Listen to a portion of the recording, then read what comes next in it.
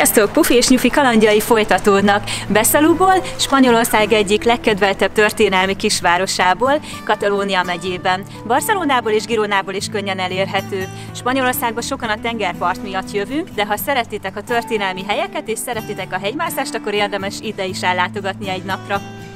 Ha érdekel az utazás, iratkozz fel a csatornánkra, lájkold és oszd meg ezt a videót, hogy minél több emberhez eljuthasson. Mostanában Katalóniába kalandozunk, kérlek írd meg ide lent kommentbe, hogy milyen videókat látnál szívesen, illetve hogy tetszett neked ez a kisváros. Menjünk és nézzük meg!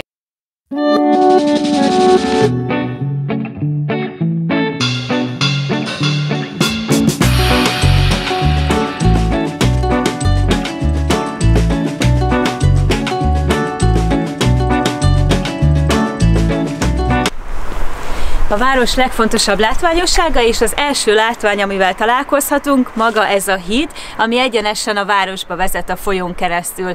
Pontvel, ami szó szerint régi hidat jelent, nagyon szép a kilátás innen a hídról, és érdemes lemenni a mellette lévő lépcsőn a folyópartra is.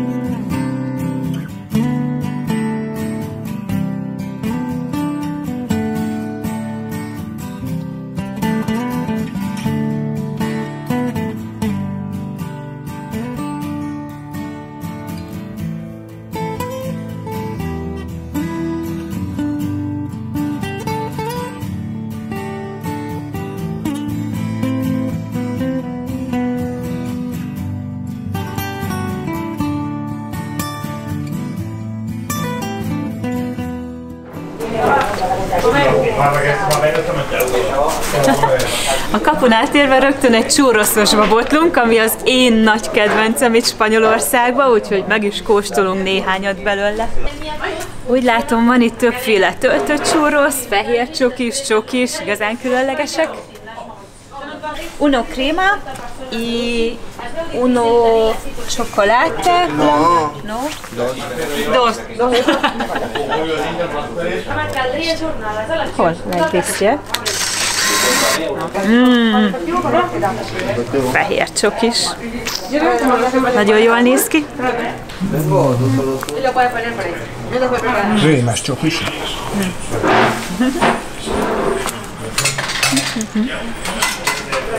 Az eredeti churroszt forró csokival adják, itt viszont bevonták egy csoki réteggel.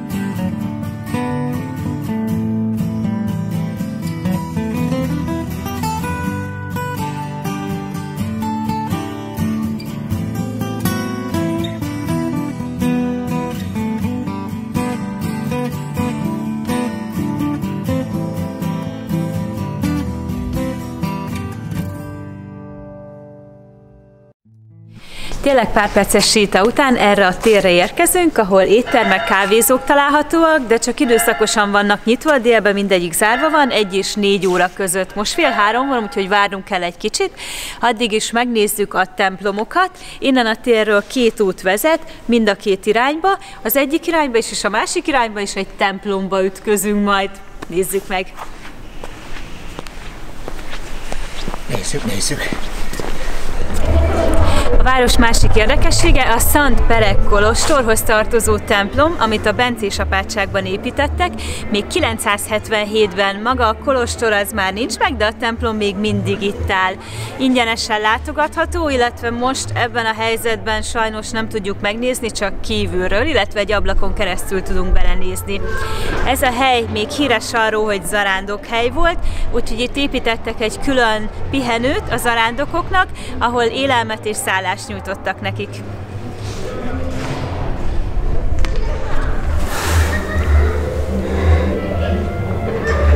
Ezt most csak így lehet megbámulni.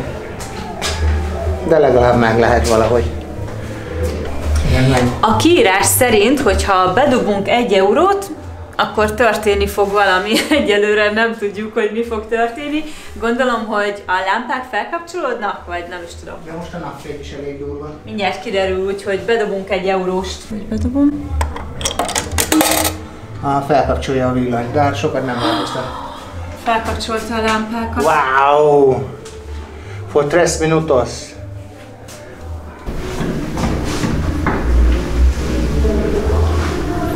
A város legérdekesebb része számomra, hogy akármelyik utcán elindulsz, hatalmas házak, nagy lépcsők, szűk kis helyek, és mindegyik csodálatos, hogy csak egyik utcából a másikba át akarsz menni és megnézni, hogy milyen.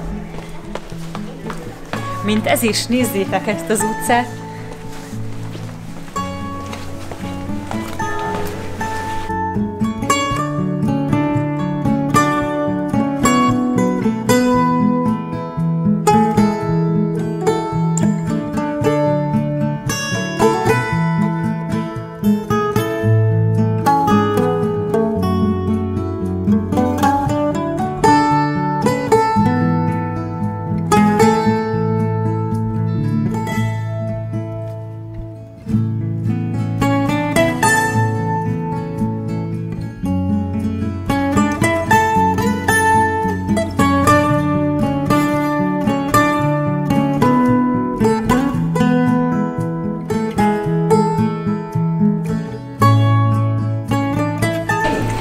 A városban több hotel is található, az egyik például itt mögöttünk a Three Arcs, aminek egészen különleges ez a része, itt mellettünk, nézzétek csak!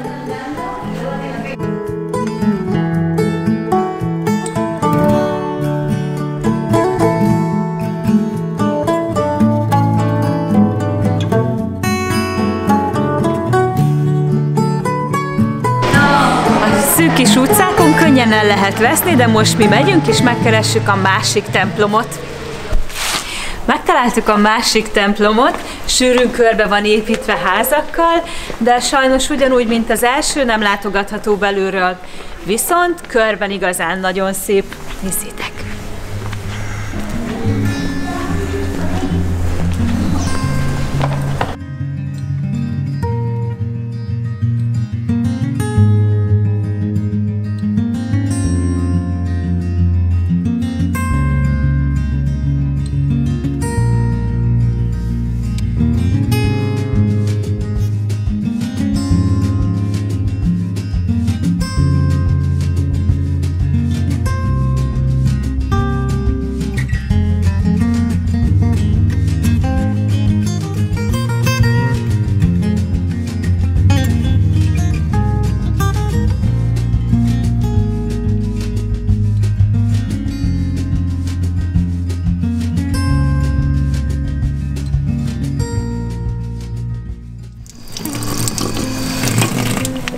Jó hideg. Hát finom. Ott a pizzeria is zárva van. A szívem szakad meg ilyenkor.